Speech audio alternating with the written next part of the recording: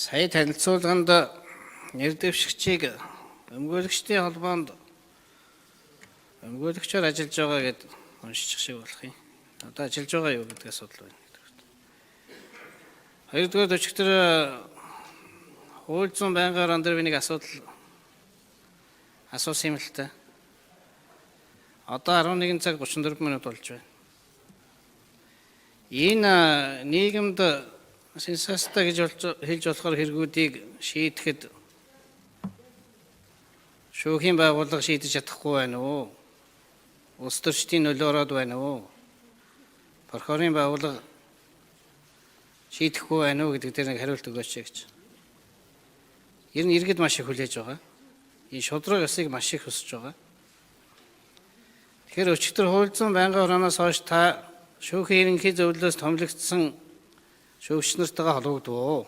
Юунаас болдгийн болоо гişүү асууж байна гэдэг. Та яг таны харьяалд байхгүй гэж болно. Гэхдээ бол та бол энд бол анхаарал тавих ёстой. Шүүхийн ерөнхий зөвлөлийн дараах үндсэн хуулийн нэмэлт өөрчлөлтөөр бүр их эрх мэдэлтэй болж байгаа шүүхийн ерөнхий зөвлөл. Энэ тал дээр та асуусан барьсан зүйл байна уу гэж асуух гэж байна. За баярлалаа. 87 дугаар микрофон нэр дэвшигч. 86 дугаар микрофон шүүхийн ерөнхий зөвлөлийн дарга Батбаяр хариул.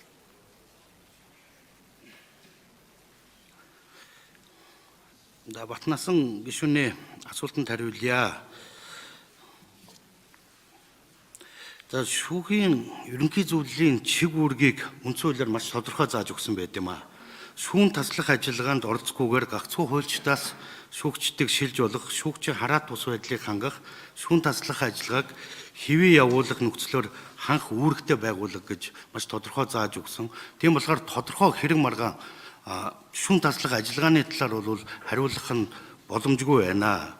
Зүгээр бас эрүүгийн эрх зүгээр доктор хамгаалсан судлаачийн хувьд энэ нийгэмд шуугиантай хэрэгүүдийн явц бол ямар шалтгаанаар удаад байна гэдэг тал дээр бол энэ аль тал дээр байгаагаа өчигдөр байнгын орооны хурал дээр бол би бас хариулсан хуульд ч учир байгаа.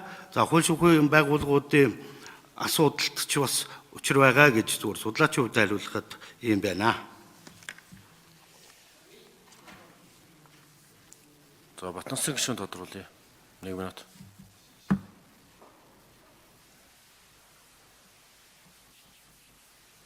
Яг өнөөдөр энэ хууль шүүхийн байж байгаа үн төрх нь бол энэ байхгүй юу?